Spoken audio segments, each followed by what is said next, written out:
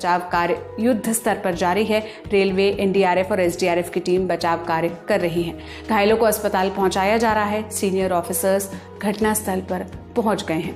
दुर्घटना के दौरान ट्रेन में मौजूद शख्स ने बताया कि टक्कर बहुत जोर की थी। सब चिल्ला रहे थे। मुझे भी सर पर चोट लगी है। हम सब बहुत घबराए हुए हैं।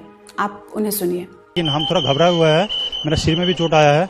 अच्छा, तो मतलब जब घटना घटा तब आप कहाँ थे? ट्रेन के अंदर? मैं ट्रेन के अंदर था। तो क्या आवाज कैसा आया आपको? आवाज मतलब मेरा तो B1 कुछ था, बहुत जोर से मतलब झटका दिया है।